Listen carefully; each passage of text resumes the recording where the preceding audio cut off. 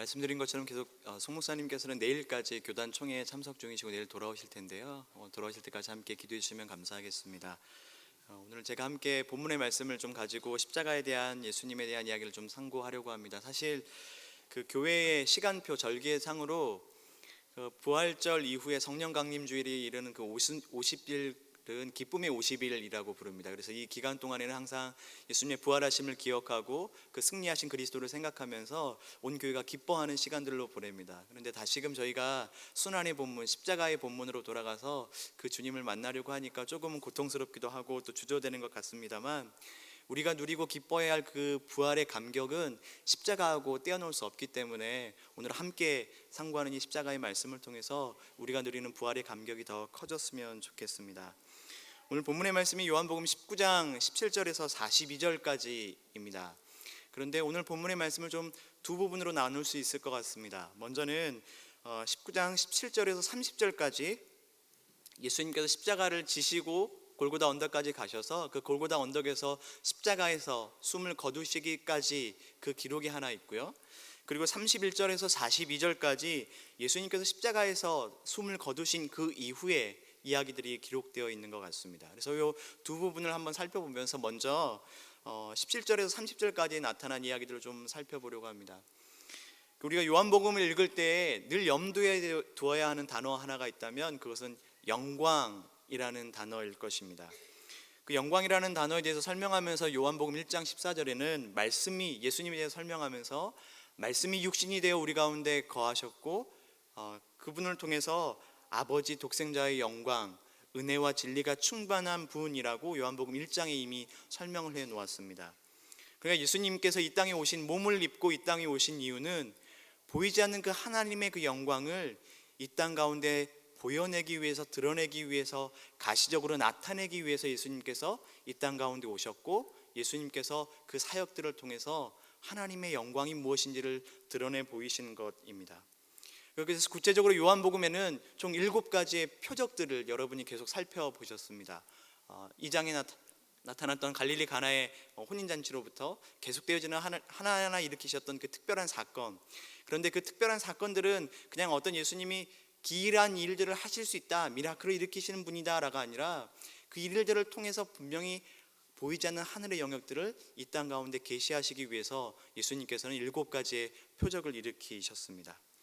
그리고 요한복음 3장 13절에 보면 인자가, 모세가 뱀을 든 것 같이 인자가 들려야 하나님께서 영광을 받으실 것이다 라고 설명을 해두면서 그 하나님의 영광의 극점이 극대화된 장소가 바로 십자가, 들림을 받은 사건, 이 십자가가 바로 하나님의 영광이다 라고 하는 관점을 보여줍니다. 이것은 요한복음이 가지고 있는 아주 독특한 관점입니다. 다른 공관복음은 그렇게 설명하지 않는데요, 요한복음은 이 십자가 자체, 십자가를 지는 것 자체, 들림을 받는 것, 그것 자체가 하나님의 영광이다라고 하는 그런 관점이 있습니다. 그래서 오늘 그 하나님의 영광이 극대화된, 하나님의 영광이 밝히 드러난, 가장 극명하게 드러난 사건인 십자가에 달리신 예수님을 저와 여러분들 함께 보게 되는 겁니다. 이 십자가를 생각하면서, 우리가 이 십자가 사건이 일어난 이것들을 생각하면서 염두에 두는 또 한 가지가 있다면, 하나는 십자가가 일어난 시기, 십자가 사건이 일어난 그 시기와 십자가가 어디에서 일어났는가라는 장소의 문제입니다. 아시는 것처럼 예수님께서 십자가에 달려 돌아가신 그 기간이 유대인들의 어떤 기간이었죠? 유월절이라고 하는 명절이었습니다. 옛 출애굽으로부터 시작해서 애굽의 속박에, 노예의 자리에 있었던 그들이 하나님의 자유를 주셨던 그날을 기억했던 날, 그래서 흩어졌던 유대인들이 예루살렘에 다 함께 모여서 하나님을 기억하고 이 절기를 지키면서 축제를 벌였던 날, 예수님께서 지금 예루살렘에 오신 이유도 이 유월절을 지키기 위해서 오신 것입니다. 그래서 유월절에는 반드시 필요한 게 하나 있죠. 아시는 것처럼 희생제물인 유월절 어린 양이 필요합니다.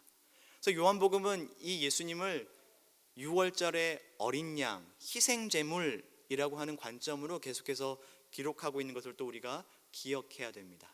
유월절이라고 하는 시기에 십자가에 달리신 예수는 그 십자가에 단순히 달린 것뿐만 아니라 어린 양, 희생제물, 유월절의 제사양으로 드려졌다라고 하는 것이 오늘 우리가 십자가 사건에서 유월절이 가지는 시기의 의미이겠습니다.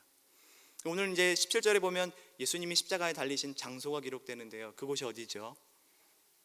네, 골고다라고 하는 곳입니다. 이 골고다라고 하는 곳은 해골이라고 하는 뜻이라고 성경이 기록하고 있습니다. 다시 말하면 이 골고다는 죽음이 가득한 곳입니다. 시체와 마른 뼈들이 가득한 곳이고요.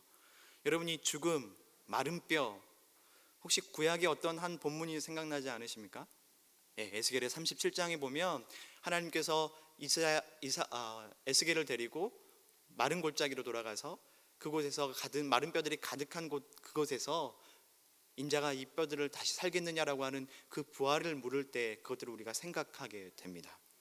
그러니까 지금 예수님께서는 죽음으로 인해서 마른 뼈들이 즐비한 사망의 한복판, 그곳에 생명이신 예수님께서 지금 도착하신 겁니다. 그리고 그 죽음의 골짜기에서 자신의 생명을 다 소진하셨고요, 자신의 생명을 죽음의 언덕에 쏟아 부으시고 그 죽음의 자리에서, 해골이 가득한 그 자리에서, 사망이 왕노릇하고 있는 그곳에서 생명의 이야기를, 십자가를 지는 것을 통해서 쓰고 계시는 것입니다. 그래서 그곳에서 예수님께서는 가장 아이러니하게 죽음이 왕되어 있는 그 자리에서 자신의 죽음을 통해 하나님의 영광을 지금 드러내고 있는 아이러니가 장소 속에 담겨져 있다고 우리가 생각할 수 있겠습니다.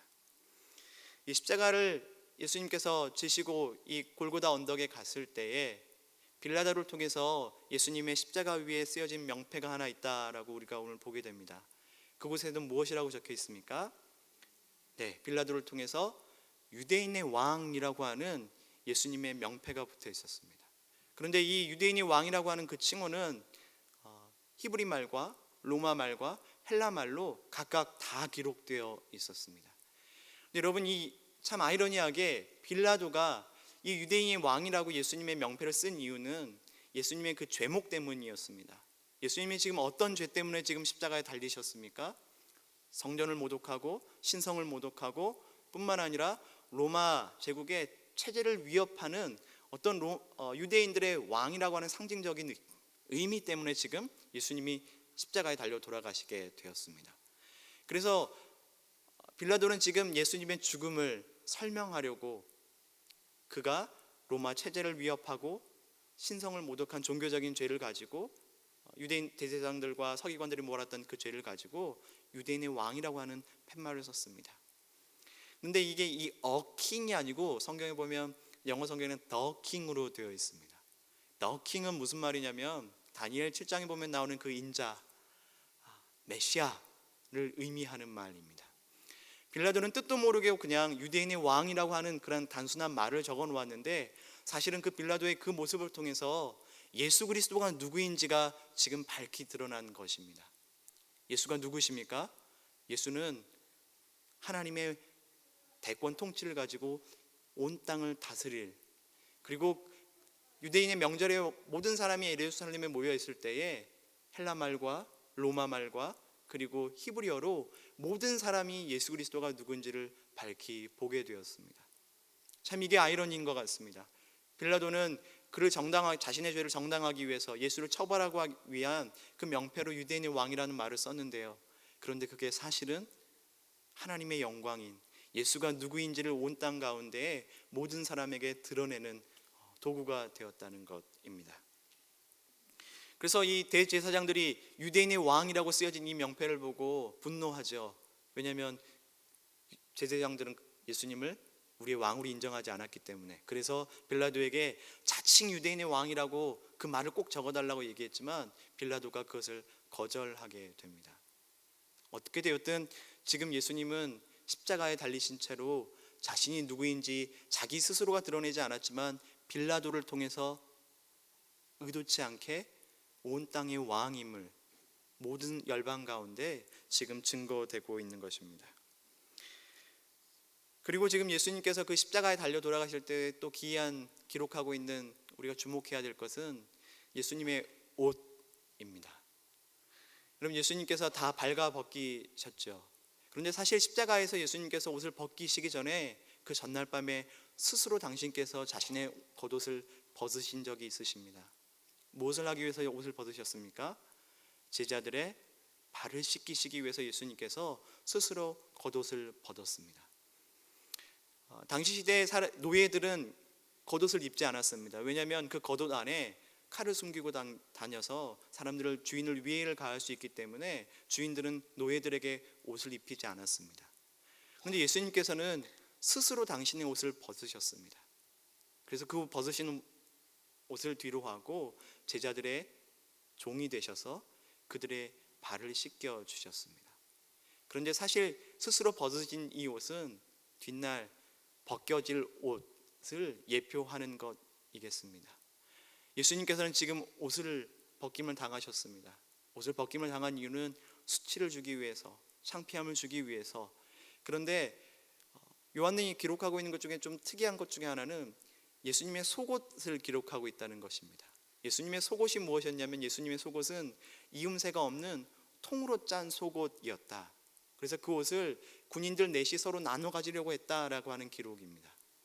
근데 지금 이 속옷이라고 하는 예수님이 그 이음새가 없는 통으로 짠 속옷은 요세푸스라고 하는 역사가에 따르면 그 출애굽기에 나오는 제사장들이 하나님께서 옷을 입을 때 이렇게 속옷을 통으로 짜서 입혔다라는 기록이 있습니다. 그러니까 지금 로마 군인들은 예수님의 옷을 벗기는 게 죄인을 수치를 주기 위해서 그렇게 옷을 벗겼지만 예수님의 속옷, 통으로 된 그 속옷을 보인 것은 예수님이 결국 대제사장으로서 사람들 앞에 드러난 것입니다. 예수님께서는 지금 유대인의 온 땅을 다스리는 왕으로 드러나셨습니다. 그리고 지금 예수님께서는 하나님과 땅 사이, 하늘과 땅을 화해시키고 화목하게 하고 소통하게 하는 대제사장으로서 지금 십자가에 달려 돌아가셨다고 하는 것이 본인의 뜻이 아니라 빌라도와 로마 군인의 모습을 통해서 이렇게 드러나고 있는 것입니다. 참 이게 아이러니한 것 같습니다.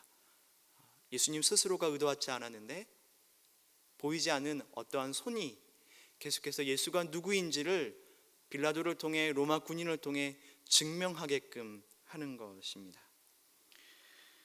스스로 옷벗김을 당하신 예수님, 그렇지만 그 옷벗김을 통해 대제사장으로서 십자가에 지금 달려 돌아가고 계신 것을 우리는 지금 확인하고 있는 것입니다. 이렇게 지금 세 가지를 살펴보았습니다. 예수님이 십자가에 달려 돌아가신 골고다라고 하는 장소의 의미와, 그리고 예수님의 십자가 위에 쓰여진 유대인의 왕이라고 하는 명패, 그리고 예수님이 수치를 당하게 되신 그 옷의 의미를 좀 살펴보았습니다. 이후에 지금 살펴볼 내용들은 예수님께서 십자가에서 남기신 말씀입니다. 공관복음과 요한복음에 따르면 총 7마디의 말씀을 예수님께서 남기셨다라고 기록되어 있습니다. 그래서 우리가 이것을 가상칠언이라고 하죠.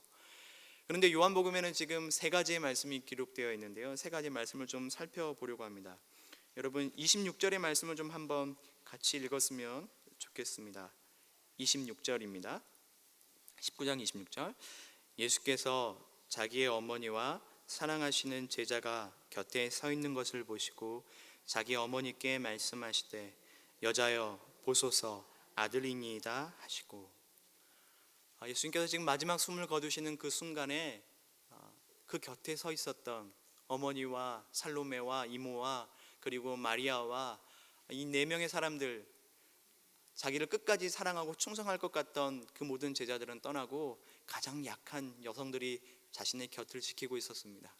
그런데 그 자신의 눈과 마주친 그 어머니를, 육신의 어머니를 지금 예수님이 보고 계십니다. 여러분, 여기서 예수님께서 이 마리아를 향해서 한 이 호칭을 우리가 좀 주목해야 할 필요가 있는 것 같습니다. 뭐라고 지금 마리아를 부르고 있습니까? 여자여라고 부르고 있습니다. 이 여자여라고 하는 말 헬라어로 기나이라고 하는데요, 여러분 혹시 기억나십니까? 이 예수님께서 어머니를 여자여라고 한번 불렀던 때가 있습니다. 언제죠? 네, 가나의 혼인잔치 때. 그때 혼인잔치 때 마리아가 예수님 포도주가 떨어졌다고 하는 그 상황을 알리면서 포도주가 떨어졌다고 알렸더니 예수님께서 뭐라고 얘기하셨죠? 여자여, 아직 내 때가 이르지 아니했다라고 하면서 마리아를 향해서 여자여라고 얘기했습니다. 그러니까 지금 요 19장의 말씀을 가지고 이 장을 보면요, 예수님께서는 지금 그 때라고 하는 때를 십자가에서 달려 돌아가셔서 흘려야 할 그 예수님의 피를 지금 포도주를 달라고 하는 그 어머니 말을 그렇게 이해하신 거예요. 혼인잔치에 포도주가 떨어졌는데 그 포도주를 공급하라고 하는 그 어머니의 요청을 십자가에서 흘리실 그 피, 그 때라고 예수님께서 미리 생각하셔서 여자여 아직 내 때가 이르지 않았다. 내가 흘려야 할 그 피가 아직 내가 십자가에 달려 돌아갈 때가 아니다라고 하는 아주 뭔가 싱크가 맞지 않은 이야기를 미리 먼저 하신 겁니다. 그러니까 예수님께서 첫 표적을 일으키셨던 그 사건부터 지금 예수님께서는 자신의 때, 하나님의 영광을 드러낼 때, 다시 말하면 십자가에서 찢겨야 되는 몸과 흘려야 할 피를 예수님께서는 늘 생각하셨던 것 같습니다. 여자여 보소서 아들이니이다. 지금 예수님께서는 십자가에서 자신의 몸을 찢고 피를 흘리고 그렇게 하나님의 희생제물로 돌아가고 계십니다. 근데 여러분, 여자여 보소서 아들이니이다라고 했던 그 말을 들었던 마리아의 말은 어땠을까요? 마음. 여자여라고 하는 그 낯선 호칭을 들으면서 어쩌면 그 짧은 순간에 마리아는 가나의 혼인잔치 때 내 때가 이르지 아니했던 예수님 말했던 그 때가 오늘이구나라고 생각했을지도 모르겠습니다. 그리고 예수님께서는 십자가에 달려 돌아가셔서 피와 물을 쏟고 계셨을 때에 아마 마리아는 동일한 마음으로 피눈물을 쏟으며 자기가 져야 할 십자가를 묵묵하게 자기 아들을 내어드리면서 지고 있는 것 같습니다. 사실 마리아는 예수님을 잉태한 그 첫 순간부터 지금까지 한순간도 마음이 편하지 않았을 겁니다. 자기 아들을 받았는데 자기 아들을 받았을 그때에 칼이 내 마음을 찌르듯 하리다라고 하는 그 예언을 받고 이 아들을 품었습니다. 그리고 이 아들이 하나님의 뜻에 의해서 하나님의 말씀에 온전히 순종해서 하나님의 영광을 드러내기 위해서 십자가에 달려 돌아갈 그때에도 마리아도 보이지 않는 자신의 십자가를 지고 그렇게 아버지 하나님의 뜻에 순종해서 자기의 아들을 내어 놓았습니다. 여자여 보소서 아들이니이다 하면서 이제 그 어머니를, 육신의 어머니를 사랑하는 제자 요한에게 부탁하시면서 자신이 다하지 못한 육신의 어머니에 대한 책임을 이제 하나님의 가족 공동체에 위임하고 위탁하고 있습니다. 이것은 어떻게 보면 하나님께서 육신의 질서인 육신의 어머니와 아들의 관계를 넘어선 자신의 피로 맺어진 새로운 하나님의 가족 공동체를 이때로부터 시작했다라고 우리가 이해해도 좋을 것 같습니다. 그리고 나서 예수님께서 이 두 번째 말씀, 요한복음이 기록하고 있는 두 번째 가상 7원 중에 말씀 중에 하나는 이제 목마르다, 내가 목마르다라고 예수님께서 십자가 위에서 외치셨습니다. 죽음 앞에 선 모든 인간이 경험해야 할 실존, 아니 죽음이 아니라 죽음 앞에 선 죽음을 향해 달려가는 모든 인간들이 경험하고 있는 인간의 가장 내면의 고통 중에 하나는 이 목마름, 채워지지 않는 목마름일 것입니다. 여러분 기억하시겠지만 예수님께서는 초막절에 사람들 한가운데 서서 이렇게 외치셨습니다. 누구든지 목마르거든 내게로 와서 마시라고.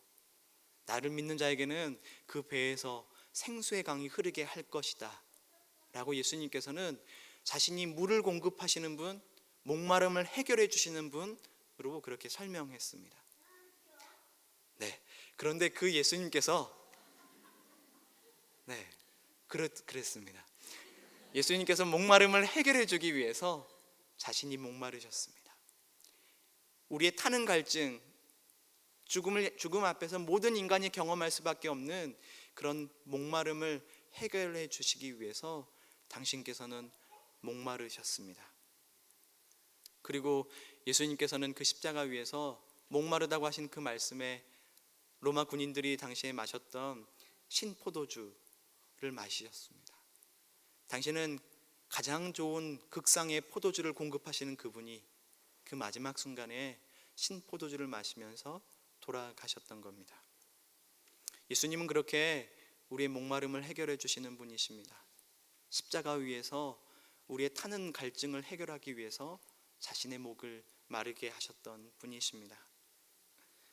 그리고 나서 포도주를 마시고 난 다음에 신포도주를 마시고 난 다음에 예수님께서 이제 가상칠언의 마지막 말씀을 하시고 숨을 거두십니다. 그 마지막 말씀이 무엇입니까? 다 이루었다. 지금 예수님께서는 십자가에서 달려 돌아가시면서 다 이루었다, 다 성취했다 라고 말씀하시는데요, 예수님께서는 지금 무엇을 다 이루셨고 무엇을 성취하셨다는 말입니까?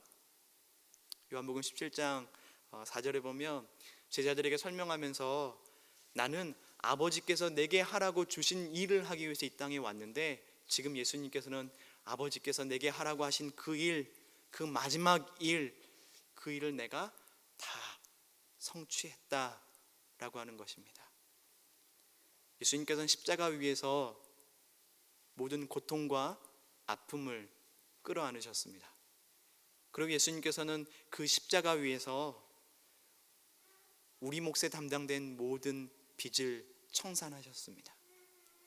그리고 예수님께서는 그 십자가 위에서 구약의 메시아가 이루어야 할 그 모든 말씀을 자신에게 수렴하여서 그 모든 말씀을 성취하셨습니다. 그리고 예수님께서는 그 십자가에서 그 무엇도 끊을 수 없는 아버지 하나님의 그 사랑을, 온 땅을 향한 아버지 하나님의 사랑을 확증하시면서 다 이루셨습니다.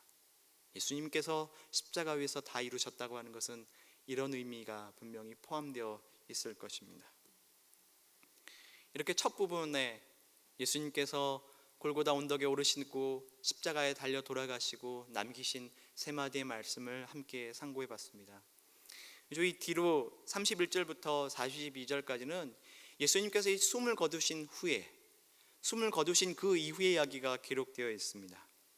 예수님께서 십자가에 달려 돌아가신 지 6시간 만에 숨을 거두셨습니다. 근데 이건 당시 매우 이례적인 일입니다.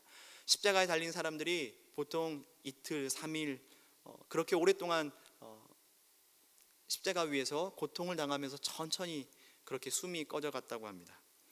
그런데 지금 유대인들이 이 시체를, 예수님의 시체를 급히 내리려고 하고 있습니다.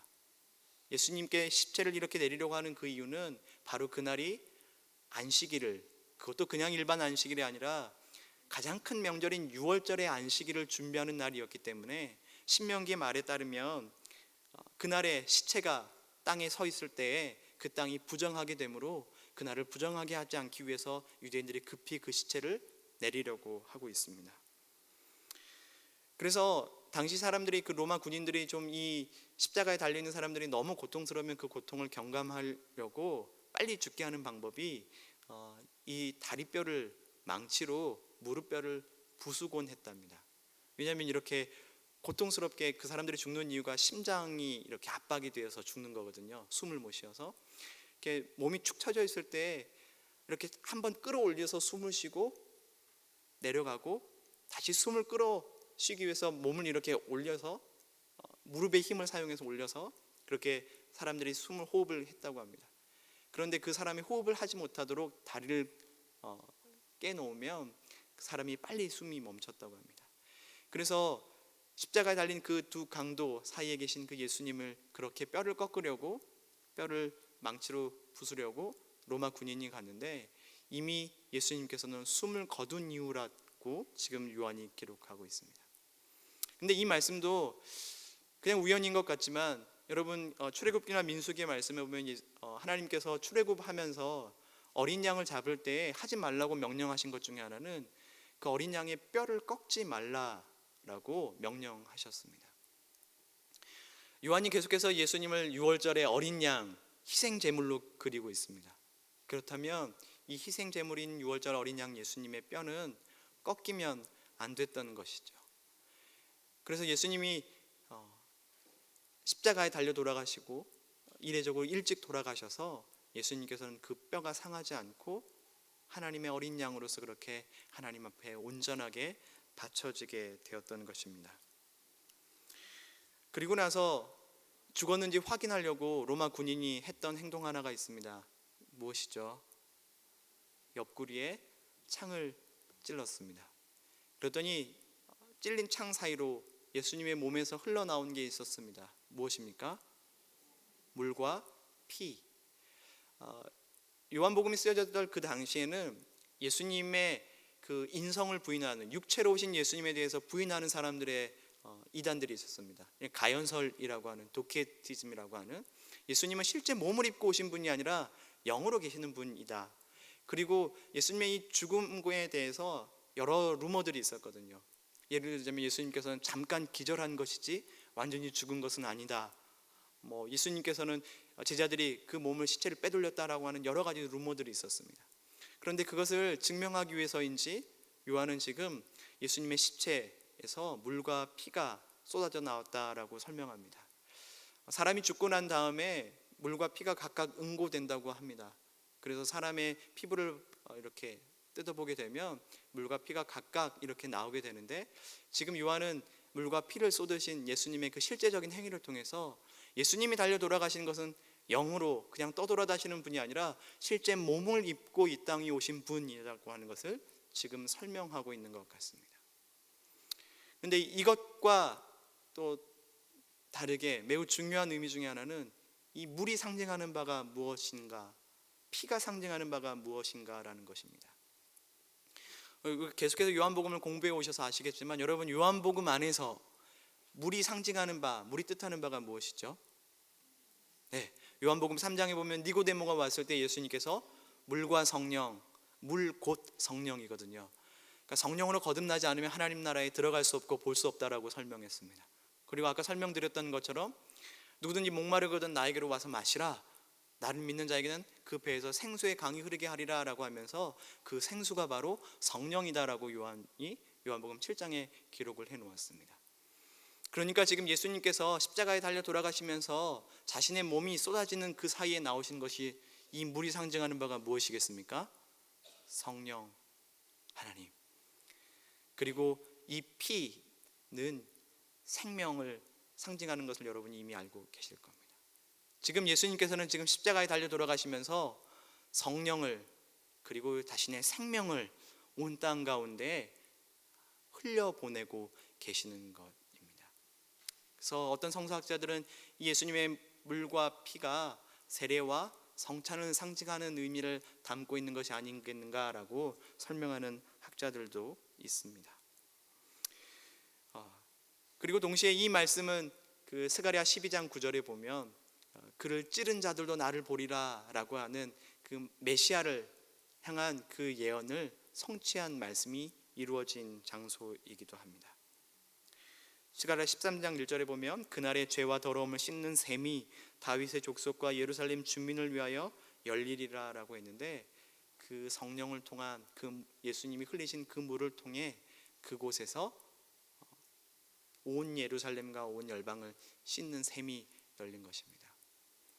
또 하나 생각해 볼 수 있는 것은, 예수님께서 지금 물을 쏟고 물을 흘려보내는 이 장면을 생각할 때 예수님께서 자기 자신에 대해서 뭐라고 요한복음 2장에 얘기하셨냐면, 이 성전을, 예루살렘 성전을 보면서 이 성전을 헐어라 그러고 얘기하면서 성전을 헐고 성전된 자기 육체, 이제 예수 그리스도 자신의 몸이 하나님의 성전이다라고 하는 것을 일찍이 증언한 바가 있습니다. 여러분, 그런데 하나님의 보좌가 있는 하나님의 성전에는 에스겔 47장에도 그렇고 요한계시록 22장에도 보면 보좌로부터 흘러나오는 샘과 강물이 있습니다. 그것이 꼭 성령을 상징하는 거 여러분 알고 계실 텐데요. 지금 예수님께서는 성전된 자기 육체가 허물어지는 것을 통해서 그곳 가운데, 온 땅 가운데 온 열방을 살릴 생명의 물줄기를, 생명의 피를 지금 흘려보내고 계신 것 같습니다.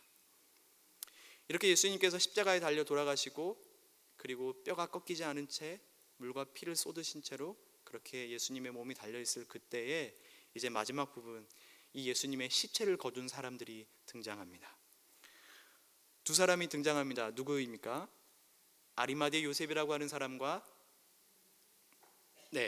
니고데모입니다. 여러분, 그런데 이 아리마대 요셉과 니고데모, 이 사람이 예수님의 시체를 거두어서 자신의 무덤에 안치하는 것은 매우 위험한 행위입니다. 이 사람들은 산헤드린 공회원이었습니다. 산헤드린 공회는 71명으로 구성되어 있는 이스라엘에서 자치기구로서 그들의 입법과 사법을 담당하는 가장 중심적인 사람들이었습니다. 아리마대 요셉 같은 사람은 12장에 보면 출교를 당할까 봐 두려워해서 자신의 신앙을 커밍아웃하지 않았던 사람 중에 한 명이었습니다. 그리고 니고데모는 혹시나 자기가 예수에 대한 것들을 궁금해하고 알아가는 그 진리를 탐구하는 것이 드러날까 봐 요한복음 3장에 보면 밤에 몰래 찾아왔던 사람이었습니다. 그런데 지금 아리마대 요셉과 니고데모가 모든 사람들이 보이는 그 자리에서 지금 예수의 시체를 거두어서 아리마대 요셉은 자신의 가족들의 무덤에 지금 예수님을 안치하려고 하고 있습니다. 무슨 말입니까? 숨겨왔던 신앙을, 감추었던 신앙을, 애매모호하게 유지해왔던 자신의 태도를 예수의 죽음 이후에, 예수의 십자가 사건 이후에 이제 자신의 신앙을 정식으로 고백하며 드러내는 것입니다. 아까 마리아를 이야기하면서 예수님이 십자가에 달려 돌아가실 그때에도 마리아 몫에 지워진 그 십자가를 그 밑에서 담당하고 있다고 말씀드렸습니다. 예수의 십자가가 끝나고 나자 이제 아리마대 요셉과 니고데모는 이제 자기에게 맡겨진 그 십자가를 지고 있습니다. 그 예수를 인정하고 받아들이고 고백하는 그것 때문에 자신들이 겪게 될지도 모르는 정치적인 또 삶의 안정이 모두 깨트려질 것들을 두려워하지 않고 자신의 십자가처럼 자기 몫에 된 예수의 십자가를 통해 고백하고 있는 것입니다. 이제 말씀을 좀 정리하려고 합니다. 오늘 본문을 통해 내용이 너무 많아서 한꺼번에 많은 정보량을 들어서 죄송한데요. 오늘 골고다라고 하는 그 장소의 의미와 예수님의 십자가 위에 달려있는 유대인의 왕이라고 쓰여지는 그 명패의 의미, 그리고 예수님의 옷, 속옷, 대제사장을 상징하는 것들을 이야기했습니다. 그리고 십자가 위에서 남기신 세 마디의 말씀, 요한복음이 기록하고 있는 보소서 여자의 아들이니이다, 내가 목마르다, 다 이루었다라고 하는 그 말씀의 의미들을 짧게 상고했습니다. 그리고 숨을 거두신 이후에 뼈가 꺾이지 않으신 예수님이 온전한 유월절의 어린 양으로 드려졌었고, 그리고 물과 피를 쏟으셨다고 하는 것이 성령과 생명을 공급하시는 일이 바로 십자가를 통해 열렸다라고 하는 것을 이야기 드렸습니다. 그리고 끝으로 마리아와 아리마대 요셉과 니고데모처럼 예수님께서 십자가를 지실 때에 자신의 져야 할 자기 몫의 십자가를 지고 예수를 따르던 사람이 있었다라고 설명드렸습니다. 여러분, 우리에게도 다 십자가가 있을 것입니다. 남모르게 지고 가는 십자가도 계실 테고, 또 그 십자가를 진다는 게 즐겁고 유쾌하지 않습니다. 왜냐하면 십자가는 나를 부인하고 나를 죽이는 일이기 때문입니다. 신대원 다닐 때 목회상담 교수님이 수업 중에 이런 말씀을 해주셨는데 그 말씀이 참 오랫동안 마음에 담았습니다. 마른 눈은 세상을 또렷하게 보이게 하지만 젖은 눈은 하나님을 또렷하게 보이게 한다고. 여러분, 십자가를 지고 가다 보면 마른 눈으로 살 날보다는 젖은 눈으로 살 날이 훨씬 많습니다. 그런데 그 젖은 눈으로 그 십자가를 지고 살아가다 보면 그 젖은 눈이 렌즈가 되어서 보이는 하나님의 영광이 분명히 있을 줄로 압니다. 오늘 나눔하시면서 내가 지고 가고 있는 십자가, 그리고 그 십자가 속에서 담겨 놓으신 그 하나님의 영광은 무엇일지 함께 좀 나누면서 그 십자가를 서로가 보듬어 주고 위로해 주실 수 있었으면 참 좋겠습니다. 이렇게 기도하겠습니다. 아버지 하나님, 십자가에 아들을 내어주신 그 사랑 때문에 저희가 여기에 있습니다. 아들로 오신 예수님, 죽음에 넘겨지기까지 끝까지 십자가에서 참으신 예수님의 그 순종 때문에 저희가 여기에 있습니다. 성령 하나님, 오늘도 우리 십자가를 지고 가게 하시는 그 성령의 함께 하심 때문에 저희가 여기에 있습니다. 우리도 예수님처럼 우리 몫에 된 십자가를 지고 부단히 예수를 따르게 하시고 부탁하신 십자가 안에 숨겨두신 하나님의 영광을 발견할 수 있는 하나님의 눈과 하나님의 마음을 허락하여 주옵소서. 주 예수 그리스도의 이름으로 기도드리옵나이다. 아멘.